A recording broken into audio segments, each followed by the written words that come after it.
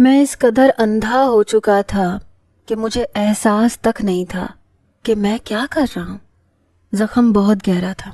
میں اس کے اوپر بیٹھا ہوا تھا اور اس کے منہ پر ہاتھ رکھا ہوا تھا تاکہ اس کے چیخنے چلانے کی آوازیں باہر نہ جا سکیں، مگر عین اسی وقت میرے کمرے کے دروازے پر دستک ہوئی۔ میں فوراً سے گھبرا گیا۔ سگریٹ ویسے بھی اس کے بازو کے زخم سے بہنے والے خون سے بجھ چکی تھی۔ میں نے اسے کہا کہ آنسو صاف کرو، اگر کسی کو شک ہوا نا عبیرہ تو میں تمہیں چھوڑوں گا نہیں۔ میری دھمکیوں پر وہ اپنے آنسو صاف کرنے لگی۔ میں دروازے کے پاس گیا، ذرا سا دروازہ کھولا تو سامنے ایک آدمی کے ساتھ میری والدہ کھڑی تھی، روئے جا رہی تھی۔ میں ابھی پہچان کر ہی رہا تھا تو کہنے لگی کہ تمہارے ماموں عبیرہ کے والد۔ یہ سن کر تو مجھے اپنی آنکھوں پر یقین نہیں آ رہا تھا۔ انہوں نے مجھے گلے لگا لیا، کہنے لگے میرا بھانجا۔ یہ کہتے ہوئے وہ دروازہ کھول کر اندر چلے گئے۔ وہ اس وقت دوپٹے سے اپنا بازو چھپا رہی تھی جہاں میں نے سگریٹ سے جلایا تھا۔ وہ کہنے لگے میں تمہارا بابا ہوں، یہ کہہ کر رونے لگے۔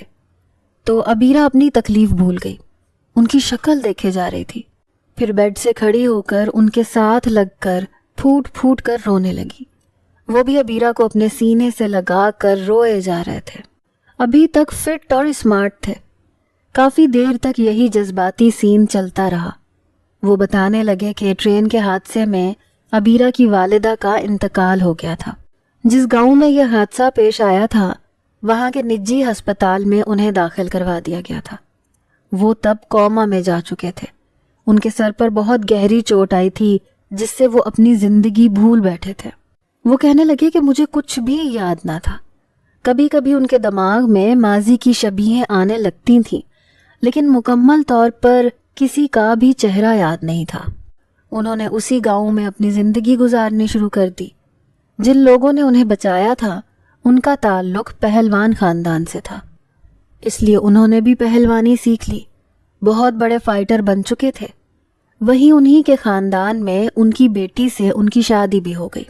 ان کے 2 بیٹے بھی تھے۔ کہنے لگے کہ اکھاڑے میں ان کا مقابلہ تھا، اس لیے ان کے سر پر زور کی چوٹ لگی جس سے وہ پھر بے ہوش ہو گئے۔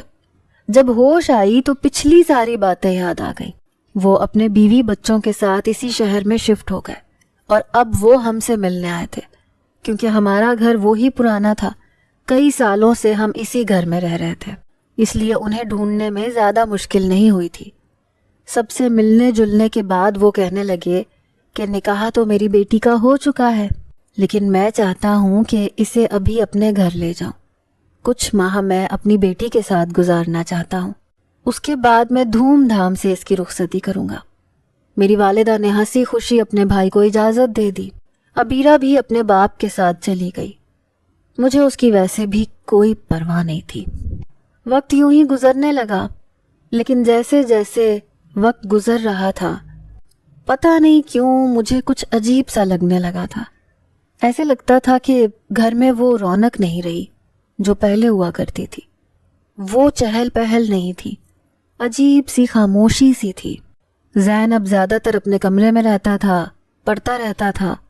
میری دادی بھی جب ٹی وی پر ڈرامہ دیکھنے لگتی تو اداس ہو جاتی، کہتی عبیرہ نہیں ہے تو کچھ بھی اچھا نہیں لگ رہا۔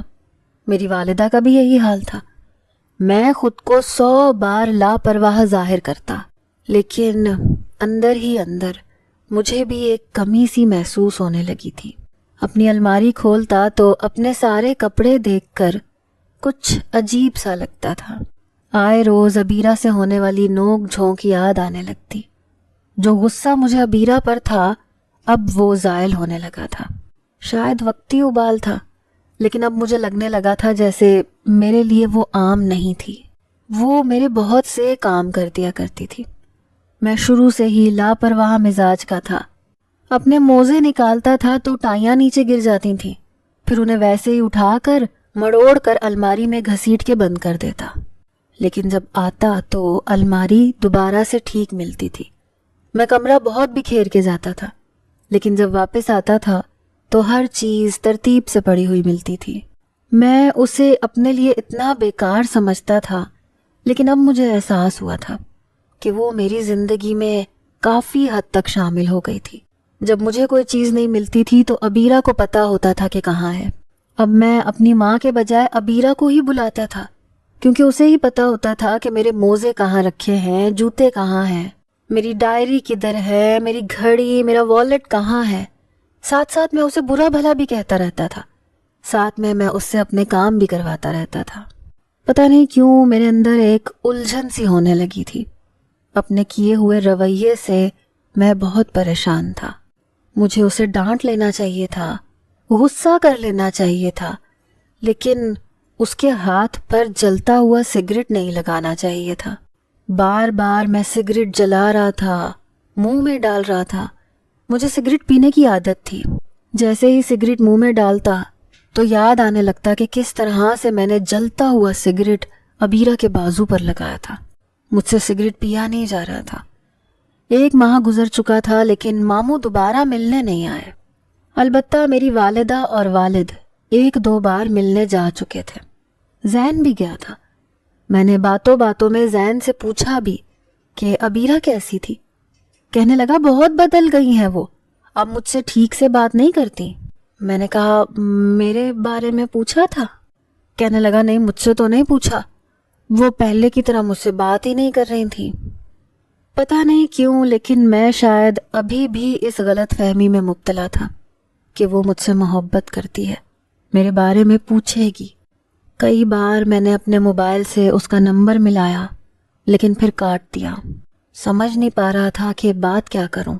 چند دن بعد میرے باس نے اپنے بیٹے کی شادی کا کارڈ پورے اسٹاف کو دیا۔ میں جب باس کے بیٹے کی شادی پر گیا تو وہاں میں نے عبیرہ کو دیکھا۔ یلو کلر کی فینسی میکسی میں وہ بے حد حسین لگ رہی تھی۔ پہلی بار میں نے اسے ایسے لباس میں دیکھا تھا۔ میں تو اپنی نظریں پلٹنا بھول گیا۔ وہ شاید دلہن کی سہیلی تھی۔ آج مہندی کا فنکشن تھا۔ دلہن کے ساتھ ہی کھڑی باقی لڑکیوں کی طرح دلہن کو اسٹیج پر لے کر جا رہی تھی، ہنس رہی تھی۔ میں غور سے اسے دیکھے جا رہا تھا۔ پتہ نہیں اس نے اپنا یہ روپ کہاں چھپا کے رکھا تھا۔ مجھے لگا میرا دل بس کسی کٹی پتنگ کی مانند عبیرہ کے پلو سے بن چکا ہے۔ وہ اب دلہن کو دلہا کے پاس بٹھا کر دلہا سے نیک مانگ رہی تھی۔ باقی لڑکیاں بھی اس کا ساتھ دے رہی تھیں۔ میں دور کھڑا اسے دیکھ رہا تھا۔ بہت سے لڑکے اسٹیج کے پیچھے کھڑے ہلکی پھلکی چھیڑ چھاڑ میں اپنے جملے بھی کس رہے تھے۔ دلہا نے جیسے ہی پیسے دیے سب لڑکیاں وہاں سے ہٹ گئیں۔ تبھی میں نے دیکھا کہ ایک ہینڈسم سا نوجوان عبیرہ سے بات کرنے کی کوشش کر رہا تھا۔ وہ بار بار کترانے کی کوشش کر رہی تھی لیکن وہ بات کو بڑھانے کی کوشش میں لگا ہوا تھا۔ یہ سب دیکھ کر مجھے پتا نہیں کیا ہوا۔ میں اپنی کرسی سے اٹھا اور ان کے پاس چلا گیا۔ وہ لڑکا بار بار عبیرہ سے اس کا نام پوچھنے کی کوشش کر رہا تھا۔ میں بالکل عبیرہ کے عقب میں جا کر کھڑا ہو گیا۔ وہ جیسے ہی پلٹی میرے ساتھ ٹکرائی۔ اس سے پہلے کہ پیچھے ہٹتی میں نے اس کا ہاتھ پکڑا اور اپنے ساتھ کھڑا کر لیا۔ وہ لڑکا میری اس جرت پر حیران تھا۔ حیران تو عبیرہ بھی تھی۔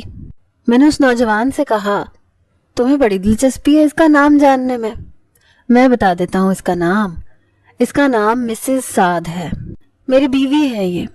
اگر اس کے بارے میں اور کچھ جاننا ہے تو مجھ سے پوچھ لو۔ میرا سخت لہجہ سن کر وہ لڑکا فوراً سے وہاں سے چلا گیا۔ عبیرہ مجھ سے اپنا ہاتھ چھڑوانے لگی، کہنے لگی میرا ہاتھ چھوڑو سعد۔ میں نے کہا کیوں چھوڑوں؟ میں اس کی آنکھوں کی طرف دیکھ رہا تھا جہاں میرے لیے شدید خوف تھا، کوئی دوسرا تاثر نظر نہیں آ رہا تھا۔ کہنے لگی سعد میرا ہاتھ چھوڑو۔ وہ بار بار اپنا ہاتھ مجھ سے چھڑوا رہی تھی۔ میں نے کہا بہت حسین لگ رہی ہو، یہ روپ کہاں چھپا کے رکھا تھا تم نے؟ میری نظریں اس سے ہٹنے کو تیار نہ تھیں۔ پہلی بار اپنا جذبات میں کیا ہوا فیصلہ ٹھیک لگ رہا تھا، آج تو وہ حوریہ کو بھی مات دے رہی تھی۔ کہنے لگی پلیز میرا ہاتھ چھوڑو۔ میں نے اس کا ہاتھ چھوڑ دیا۔ وہ فوراً سے اپنی باقی دوستوں کے پاس چلی گئی۔ باقی کے پورے فنکشن میں وہ وہیں کونے کے ٹیبل پر اپنی دوستوں کے ساتھ بیٹھی رہی۔ کھانا بھی اس نے تھوڑا سا ہی کھایا تھا۔ جب سب مہمان جانے لگے تو وہ باہر کھڑی اپنی دوست کا انتظار کر رہی تھی، شاید اپنی کسی دوست کے ساتھ آئی تھی۔ میں اپنی گاڑی میں بیٹھا تھا۔ میں نے گاڑی اس کے پاس جا کر کھڑی کی اور فرنٹ ڈور کا شیشہ کھول کر اسے کہنے لگا کہ گاڑی میں بیٹھو، میں تمہیں چھوڑ دیتا ہوں۔ کہنے لگی جی نہیں، میں اپنی دوست کے ساتھ آئی ہوں اور اسی کے ساتھ جاؤں گی۔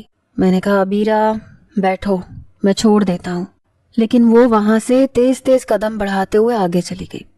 اس کی دوست کی گاڑی آ کر کھڑی ہوئی، فوراً سے وہ پچھلی نشست پر بیٹھ گئی۔ رات کو گھر آ کر میں نے اسے کال کی، لیکن اس نے فون نہیں اٹھایا۔ میں نے دوبارہ سے کال کی تو اس نے اپنا فون ہی آف کر دیا۔ وہ مجھے اندر سے توڑنے لگی تھی، بار بار کیوں میرا فون بند کر رہی تھی۔ آج شادی کا فنکشن تھا، میں بھی آج خوب تیاری کر کے گیا تھا۔ آج وہ تو کوئی اپسرا لگ رہی تھی۔ میرون رنگ کی میکسی میں تھی اور ویسی ہی ہم رنگ چوڑیاں، کانوں میں بڑے بڑے جھمکے۔ پہلی بار میں نے اس کے اتنے لمبے گھنے بال دیکھے۔ اس کا حسن میرے دل کے اندر حشر سا برپا کر گیا تھا۔ میرا دل چاہنے لگا کہ میں اسے دیکھوں، اس کے حسن سے خود کو خیراں کروں۔ وہ میرے حق میں تھی، میں کیوں صبر کا امتحان دے رہا تھا؟ شادی کا پورا فنکشن میری نظریں بس اسی کو تک رہی تھیں۔ 2 بار اس نے مجھے چور نظروں سے دیکھا، لیکن نظروں کے تصادم پر فوراً سے گڑبڑا کر اپنا رخ بدل لیا۔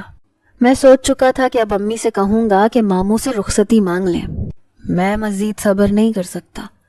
گھر آ کر میں نے امی سے یہی بات کہی۔ کہنے لگی پتہ نہیں، میں الیاس بھائی کی طرف گئی تھی تو مجھے کچھ ٹھیک نہیں لگ رہا تھا۔ میں نے کہا کیا مطلب امی؟ کہنے لگی پہلی بار جب ہم گئے تھے تو وہ بہت اچھے سے ملے تھے، تمہارا بھی پوچھ رہے تھے، لیکن جب ہم دوسری بار گئے تو ان کا رویہ بہت روکھا سا تھا۔ عبیرہ کے رویے میں بھی بہت فرق تھا، وہ بھی کترا رہی تھی۔ پھر مجھ سے پوچھنے لگی کہ کیا عبیرہ سے تمہاری فون پر بات ہوتی ہے؟ تمہاری کوئی لڑائی تو نہیں ہوئی؟ میں نے دانستہ اپنی وہ غلطی نہیں بتائی جو میں نے کی تھی۔ میں نے کہا نہیں، میری عبیرہ سے کوئی بات نہیں ہوئی اور نہ ہی میری کوئی اس سے لڑائی ہوئی ہے۔ وہ کہنے لگی میں نے الیاس بھائی کو دعوت پر بلایا تھا اپنے گھر پر، کہا تھا کہ عبیرہ کو بھی ساتھ لے کر آنا، لیکن انہوں نے صاف انکار کر دیا اور بڑے سخت لہجے میں منع کر کے فون بند کر دیا۔ یہ سن کر مجھے بڑی بے چینی سی ہونے لگی۔ میں نے کہا آپ ابا کے ساتھ جا کر ماموں سے رخصتی مانگے، لیکن مجھے یہ عبیرہ کا رویہ اور دوسرا ماموں کا یہ رویہ سمجھ نہیں آ رہا تھا۔ میرا دل مجھے خطرے کے الارم دے رہا تھا۔ میری والدہ اگلے روز مٹھائی اور پھلوں کی ٹوکری لے کر گئیں۔ عبیرہ کے لیے بھی کافی سارا سامان لے کر گئی تھیں، جیسے کہ رسم و رواج میں ہوتا ہے، لیکن جب واپس آئیں تو رو رہی تھیں۔ میرے والد بھی بہت غصے میں تھے اور میری دادی بھی مجھے غصے سے گھورے جا رہی تھی۔ میرے والد میرے پاس آئے اور زوردار تھپڑ میرے منہ پر مار کر کہنے لگے، یہ تربیت دی تھی ہم نے تمہیں سعد، تم نے تو ہمیں کسی کے سامنے منہ دکھانے کے قابل نہیں چھوڑا۔ میں سمجھ گیا تھا کہ عبیرہ شاید بتا چکی ہے کہ میں نے اس کے ساتھ کیا سلوک کیا تھا۔ اپنے منہ پر پڑنے والا یہ تھپڑ مجھے جائز لگ رہا تھا۔ وہ میرا فون اٹھا لیتی تو میں اس سے معذرت کر لیتا، اگر ایک بار گاڑی میں بیٹھ جاتی تو میں اس سے معافی مانگ لیتا، کیونکہ غلطی تو میں نے کی تھی۔ میری ماں کہنے لگی عمران آپ کے بیٹے نے مجھ سے میرا واحد خون کا رشتہ چھین لیا، برسوں بعد مجھے میرا بھائی ملا تھا۔ میری دادی کہنے لگی گاڑی میں جو مٹھائی اور پھلوں کے ٹوکرے واپس آئے ہیں اس کے منہ پر مارو اور اسے کہو عبیرہ کو طلاق دینے کی تیاری کرے۔ یہ سننا تھا کہ میرے ہوش اڑ کے رہ گئے۔ میرے والد کہنے لگے میں کل ہی وکیل سے بات کرتا ہوں، طلاق کے پیپرز تیار کرواتا ہوں اور اس پر یہ لکھوں گا کہ قصور میرے بیٹے کا تھا، اس نے اپنی بیوی کے ساتھ جانوروں والا سلوک کیا تھا، یہ اس قابل ہی نہیں ہے کہ ایک پیاری اور معصوم سی بچی کو ڈیزرو کرے۔ یہ سن کر میں نے ایک نظر اپنی ماں کی طرف دیکھا جو روئے جا رہی تھی، پھر اپنے باپ کی طرف دیکھا جو مجھے کھا جانے والی نظروں سے دیکھ رہے تھے۔ میں نے کہا بابا میں عبیرہ کو کبھی بھی طلاق نہیں دوں گا، مجھے اپنی غلطی کا احساس ہو گیا ہے، میں ماموں سے معافی مانگ لوں گا۔ میرے والد کہنے لگے وہ تمہارا قتل کر دے گا اگر تم اس کے سامنے بھی گئے تو، یہ اس کی شرافت ہے کہ اس نے ابھی تک تمہیں کچھ نہیں کہا، لیکن ہم سے ہر رشتہ توڑ چکا ہے۔ ہم تو شرمندہ ہو کے رہ گئے جب اس بچی کا بازو ہم نے دیکھا، ابھی تک اس کا گھاؤ نہیں بھرا۔ میں تو سوچ بھی نہیں سکتا تھا کہ میرا بیٹا ہو کر تم اس قدر اذیت پسند نکلو گے. میں سوچ بھی نہیں سکتا تھا.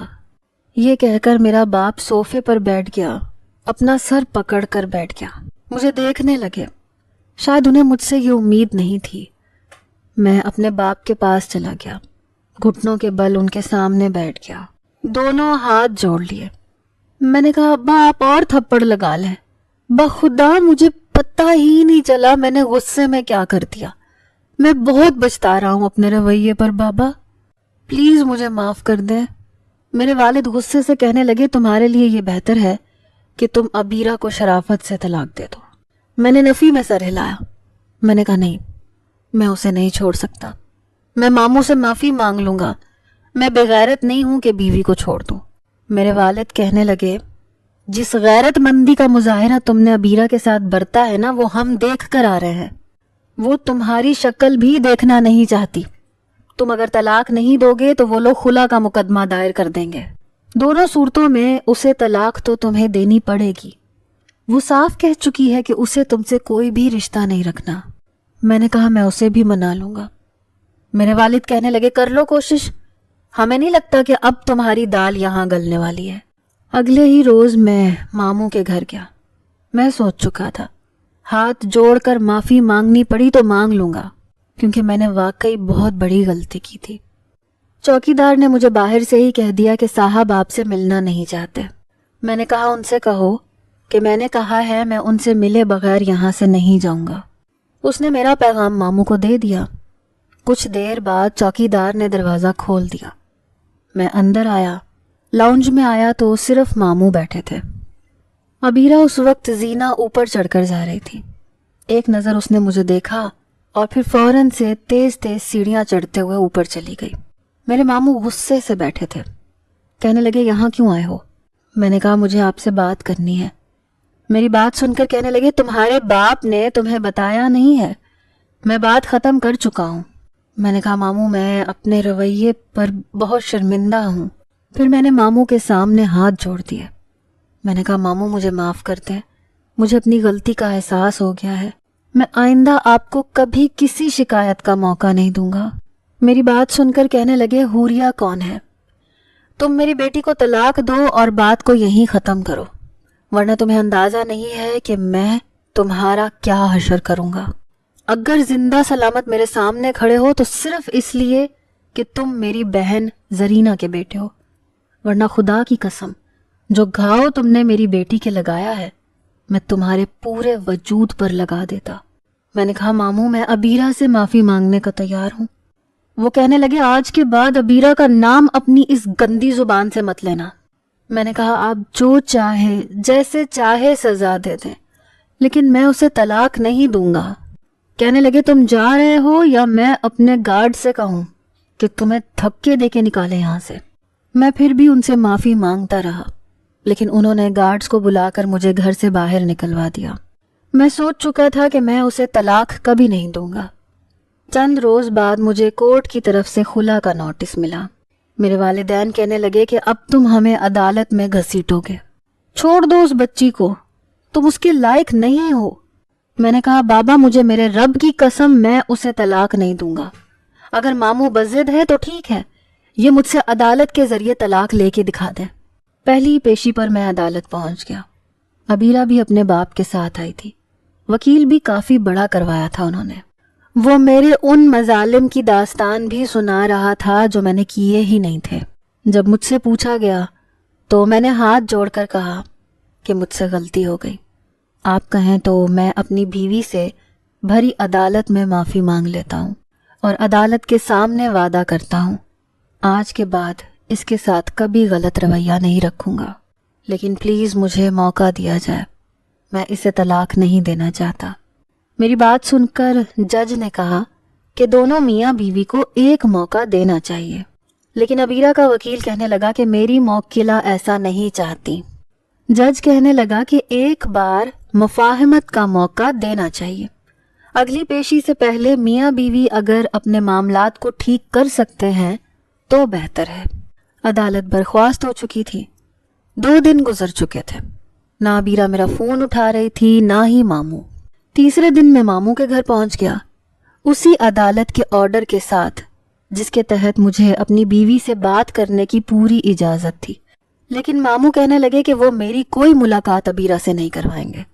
میں سوچ چکا تھا کہ عبیرہ سے ایک بار تو ضرور بات کروں گا۔ میں پوری رات گاڑی میں بیٹھا رہا۔ میری گاڑی ماموں کے بنگلے کے کچھ پیچھے تھی۔ صبح کو عبیرہ ڈرائیور کے ساتھ یونیورسٹی کے لیے نکلی۔ میں بھی کچھ فاصلہ رکھ کر پیچھا کرنے لگا۔ جہاں پر میں نے سناٹا دیکھا، اپنی گاڑی کی تیز اسپیڈ کی اور عبیرہ کی گاڑی سے آگے لے جا کر اس کی گاڑی کے سامنے آڑی کر کے روک دی۔ اس کے ڈرائیور نے ایک دم سے بریک لگائی۔ میں گاڑی سے نیچے اترا اور اپنے دوست سے لی ہوئی پسٹل جیب سے نکالی اور عبیرہ کی گاڑی کا پچھلا دروازہ کھول کر اس کا ہاتھ پکڑ کر اسے باہر نکالا۔ ڈرائیور گاڑی سے باہر نکلنے لگا تو میں نے اس پر پستول تان دی۔ میں نے کہا، ماموں سے کہہ دینا میں اپنی بیوی کو لے جا چکا ہوں، ان سے جو ہوتا ہے وہ کر لیں۔ عبیرہ مجھ سے اپنا ہاتھ چھڑوا رہی تھی، کہنے لگی، سعد میرا ہاتھ چھوڑو۔ میں نے کوئی جواب نہیں دیا۔ اسے اپنی گاڑی میں بٹھا کر اسے اپنے ساتھ ایک خالی فلیٹ میں لے گیا جو میرے ایک دوست کا تھا۔ وہاں لے جا کر میں نے عبیرہ کا ہاتھ چھوڑا تھا اور کمرے کا دروازہ بند کر دیا۔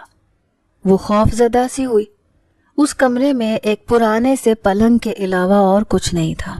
مجھے اپنے اتنا قریب آتے دیکھ کر ایک ایک قدم پیچھے ہٹانے لگی، یہاں تک کہ پیچھے دیوار سے جا لگی۔ میں اس کے پاس آ چکا تھا۔ اس سے پہلے کہ وہ سائیڈ سے باہر نکلتی، میں نے اپنا ہاتھ سائیڈ کی دیوار پر رکھ دیا۔ میں نے کہا، کیوں ڈر رہی ہو مجھ سے؟ میں وہی سعد ہوں، ساری زندگی جس کے ساتھ تم نے لڑ کے گزاری ہے۔ میری برانڈ کی شرٹیں اپنا حق سمجھ کر پہنی ہے، میرے کمرے کی الماری کو، یہاں تک کہ دل کو بھی اپنا سمجھا ہے۔ کہنے لگی، اسی کی سزا بھگتی ہے، لیکن مزید کوئی اذیت سہنے کا حوصلہ نہیں ہے۔ میں نے کہا، عبیرہ مجھے ایک بار معاف کر دو پلیز۔ کہنے لگی، تم صرف مجھ سے بدلہ لوگے۔ میں نے کہا، نہیں لوں گا، بس پیار کرنا چاہتا ہوں، وہ بھی بے تحاشا۔ تمہارے زخم کو اپنی محبت سے بھر دوں گا، لیکن پلیز میری غلطی کی اتنی بڑی سزا مت دو۔ مجھے احساس ہو گیا ہے کہ تم میرے لیے کیا تھیں، کیا ہو۔ وہ کہنے لگی، مجھے جانے دو، مجھے تمہارے ساتھ نہیں رہنا۔ میں نے کہا، ادھر میری آنکھوں میں دیکھ کر کہہ دو کہ تم نے کبھی مجھ سے محبت نہیں کی۔ وہ میرا بازو پیچھے ہٹانے کی کوشش کرنے لگی تاکہ میری قید سے باہر نکل سکے۔ میں نے کہا، ادھر میری طرف دیکھ کر کہو۔ وہ میری طرف دیکھ کر کہنے لگی، مجھے نہیں رہنا، سن لیا تم نے؟ مجھے تم سے نفرت ہے، آئی ہیٹ یو۔ یہ کہتے ہوئے وہ رونے لگی، کہنے لگی، مجھے چھوڑ دو سعد، بہت بڑی بھول تھی میری جو میں نے تم سے محبت کی۔ اپنے دونوں ہاتھ اپنے منہ پر رکھ کر وہ رونے لگی۔ میں نے اسے اپنے ساتھ لگا لیا۔ وہ روئے جا رہی تھی۔ میں نے کہا، پلیز مجھے معاف کر دو، بس آخری بار عبیرہ، آئی سویئر کبھی تم پر ہاتھ نہیں اٹھاؤں گا، بس آخری بار۔ اب اس نے مجھ سے اپنا آپ چھڑوانے کی کوشش نہیں کی بلکہ میرے ساتھ لگ گئی۔ کہنے لگی، میرا قصور نہیں تھا، پھپھو نے ہمیشہ یہ کہا تھا کہ تم میرے سعد کی ہو، اسی لیے مجھے بھی یہی لگنے لگا، اس لیے میں تم پر اور تمہاری ہر چیز پر اپنا حق سمجھنے لگی، لیکن تم نے بتا دیا کہ تم میرے نہیں ہو۔ میں نے کہا، تمہارا ہی ہوں، مکمل طور پر تمہارا ہوں۔ تمہارے جانے کے بعد مجھے احساس ہوا کہ تم میرے لیے کیا ہو، بس اتنی سی بات تھی۔ اس کے سارے گلے شکوے میں سن رہا تھا۔ جیسے ہی وہ مجھ سے راضی ہوئی، اس نے اپنے والد کو فون کر کے کہہ دیا کہ بابا، سعد مجھ سے معذرت کر چکے ہیں، میں بھی انہیں معاف کر چکی ہوں، آپ بھی اپنا دل صاف کر لیں۔ وہ کہنے لگے کہ اگر تم راضی ہو تو مجھے کوئی اعتراض نہیں ہے۔ میں اسے اپنے گھر لے کر گیا تھا۔ میرے گھر والے اسے دیکھ کر حیران تھے۔ وہ ان سے گلے مل کر رو رہی تھی۔ باقی کا دن اس نے گھر والوں کے ساتھ ہی گزارا تھا۔ رات کو میری فرمائش پر اس نے میرون رنگ کی میکسی پہنی تھی۔ ایک رات میں اپنی غلطی کا جتنا ازالہ کر سکتا تھا اپنی محبت سے کر چکا تھا، لیکن حیرت مجھے اگلے روز ہوئی جب عبیرہ نے میری برانڈ کی شرٹ پہنی ہوئی تھی اور اپنے پرانے حلیے میں میرے سامنے تھی۔ میں نے کہا یہ کیا ہے؟ کہنے لگی وہ تو بابا کو میرے ایسے کپڑے پسند نہیں تھے، اس لیے مجھے مجبوراً وہ پہننے پڑے، لیکن اب مجھے یہ پہننے ہیں۔ میں اس کی شکل دیکھتا رہ گیا، لیکن وہ میرے کپڑے پہن کر بے تحاشا خوش تھی۔ میں سوچ چکا تھا کہ اب اسے پیار سے کہوں گا کہ میرے لیے خود کو بدل لے۔ مجھے امید ہے وہ بدل لے گی، کیونکہ محبت میں بہت طاقت ہوتی ہے۔ آپ کا کیا خیال ہے؟